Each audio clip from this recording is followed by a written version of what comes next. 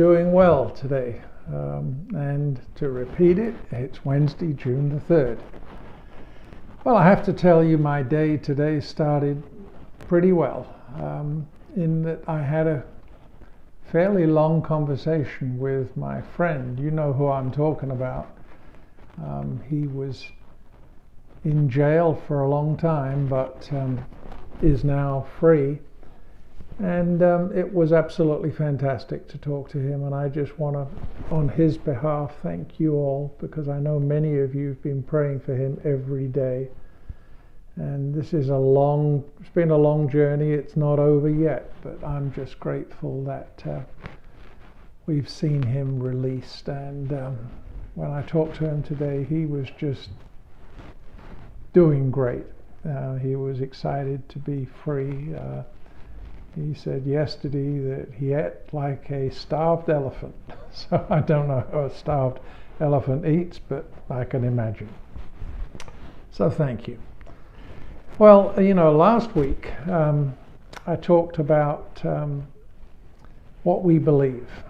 And so then I was thinking about that. A thought occurred to me that I would phrase to you today. And while I thought about it, it was kind of like confirmation, because I had two things happen in the last couple of days that were on the same topic. Number one, I was sent a book that asks and it talks about the same thing, and then I read an article on the same thing. So here's the topic. The topic is the Ten Commandments. So I guess the question that I have for you today is, as Christians, as a believer, are you bound by the Ten Commandments? So that, you might think, is a basic question, but we've been talking about what we believe, right? So I'd like to ask you the question: do you think you're bound by the Ten Commandments? I guess my opinion's going to come out of here pretty quick, but before it does, take a moment and answer the question. Many of you are watching on Facebook, and you have the ability to type a comment, and I'd like for you to answer the question. Type a comment, whether you want to, I don't know why you wouldn't, but let everybody see what you answer. There is a book out there, it's entitled Irresistible, Reclaiming the New that Jesus Unleashed from the World. And it's a book by Andy Stanley. And in that book, he reaches the conclusion that the Ten Commandments have no authority over you. So I guess I'm going to let the cat out of the bag about what I believe, but I want to hear what you believe. I will tell you that ever since I can remember in my childhood, I was brought up to remember and to respect the Ten Commandments. If I was asked how do I behave, then I would cite the Ten Commandments. If we were asked by new Christians what standard of behavior do we have, then I would cite the Ten Commandments. I have to tell you something else. Many of you will remember the whole incident back, I think it was like in 2003. Do you remember Judge Moore and the whole deal with the Ten Commandments that he had on display? And much to everybody's amazement, both in the lower court and then in the Court of Appeals, it was ruled that he couldn't display the Ten Commandments, which was fairly staggering. At least it was to me, because those Ten Commandments, in my view, are the basis of almost every law. When we look at the laws that are in effect, they elaborate on those Ten Commandments, and they weren't commandments that were come up with by Moses or something. If you go back and look at the first verse of Exodus 20, we all know that's where the Ten Commandments are. But the verse says, and God spoke these things. Who spoke these things? God spake these things. And he says, I am the Lord thy God, which has brought thee out of the land of Egypt, out of the house of bondage. So God is speaking, and he's speaking to his people, and he's citing the fact that he brought them out from where they'd been living. It's really similar if you go back and look. It's almost the same words that God used when he was talking to Abraham. When he was talking to Abraham, he said, I am the Lord who brought you out of Ur of the Chaldeans. So what's the Lord saying? He's saying, I'm bringing you into a new land, but I want you to know, here's how you're to conduct yourself in that land. Well, I talked to you earlier in the week saying that, my goodness, we're in a situation at the moment where there are no absolutes. I just see, I'm horrified by some of what's occurred and some of the catalysts for the present unrest. But in the end, when we have a society that has no absolutes, and I think I can somehow bring my opinion of how things should be operated, if I can bring it to the forefront by smashing your window or stealing your goods, then I have a right to do so. Well, I think that's a very slippery road. So when I go back to think about that Judge Moore thing, I think, well, what is so, what got everybody so riled up? When you start thinking about some of the Ten Commandments, thou shalt not murder, thou shalt not steal, etc., etc. Are those the things that got the forces that wanted to see those Ten Commandments removed? Are they the things that got them all excited? Or could it just be that the very first commandment was where this matter rises and falls? The very first commandment in Exodus 20 verse 3 is, thou shalt have no other gods before me. So when I look at that, and when I think of today's world, that is not a statement that is going to sit well with man.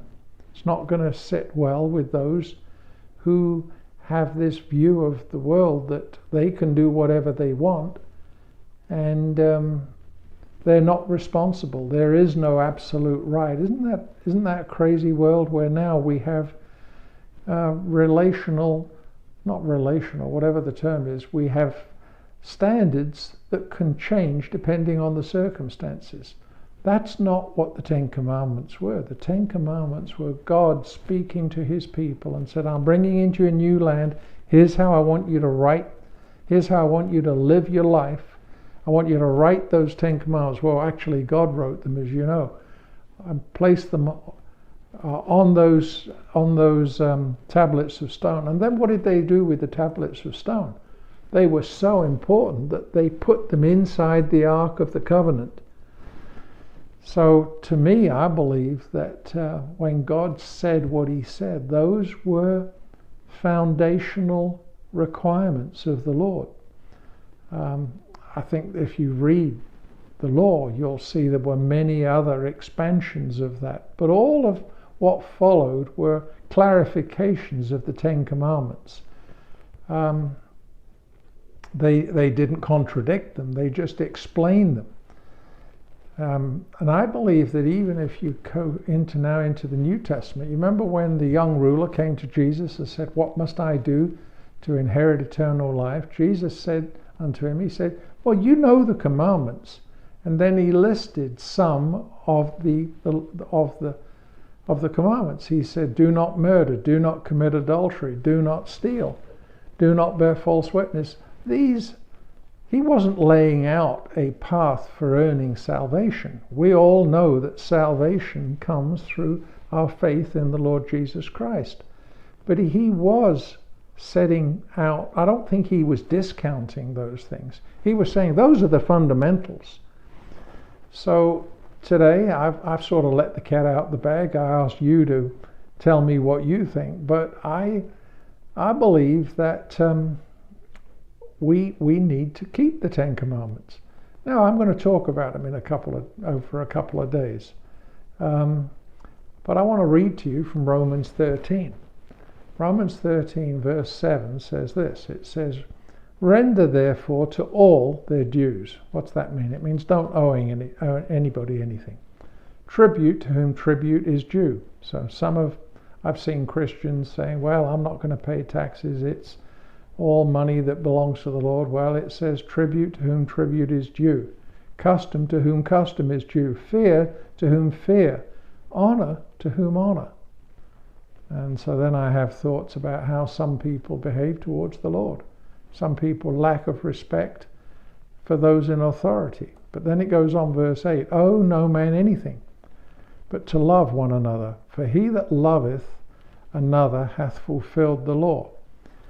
And in verse 9 he says, "For thou shalt not commit adultery, thou shalt not steal, thou shalt not kill, thou shalt not bear false witness, thou shalt not covet. And if there be any other commandment, it's briefly comprehended in this saying, namely, that thou shalt love thy neighbor as thyself." If you love your neighbor as yourself, you're not going to go around trying to cheat him. You're not going to go around trying to steal from him, or you're not going to give false testimony against him. So the law is, I believe, wrapped up in that statement, "Thou shalt love thy neighbor as thyself." So I haven't read Andy Stanley's book. I may go back and read it in the coming days. But I want to tell you that God hasn't given us. We're not in a spirit of bondage. I'm not looking over my shoulder, because I know that in all probability, in some measure, I'm going to fail. Sometimes I'll fail him simply by not giving him the glory. Sometimes he'll direct me and I may not hear his voice clearly. Sometimes I know what he's telling me to do, but Lord, can it wait a little bit? But you know what? We live under grace. But some people think that means we can do anything. We can behave how we want. That's not how I read it. I read it that except our righteousness exceed that of the Pharisees, we can in no wise enter in. So today, let me know what you think. These little talks I give every day, I'd like for them to be a little more interactive. There's a couple of you that every day write and thank me for saying hi, but why not why not tell me what you think, or tell others what you think? So today, I want to encourage you to rejoice, give him thanks. We are blessed people, and this would be a good time for me to sing, which you're going to be glad I'm not, but you know, this is the day that the Lord has made, right? We just on Sunday talked about one of the times those words were sung in a very different environment. But this is the day that the Lord has made. He makes every day, and I'm grateful that you and I get to be part of today. Tonight, don't forget, if you're able to join the church service, you can go to dreamcitychurch.us. There's a watch live button. Click on that and join the service at 6:30 tonight. Pastor Luke has called a solemn assembly. You don't need to be looking around in the world today to know that we need prayer. We need the world to come back to a respect and a belief in the gospel. We need to have leaders who are going to proclaim that the Bible is truth. We need public servants who are going to respect each other. And when you just realize what I've talked about, the Ten Commandments and how they're summed up, love thy neighbor is the same way that you love yourself, you realize, man, we've seen evidence of that just on TV, that's not the way that the world's running right now. So tonight, join us. I hope you're able to, and if you can't, though, I'll see you tomorrow, and we'll talk a little bit more about the Ten Commandments. Sure love you all, and I hope you're rejoicing with me at so many of the things that I've reported to you today, but particularly about our dear friend. So love you all. Talk to you tomorrow. God bless. Bye-bye.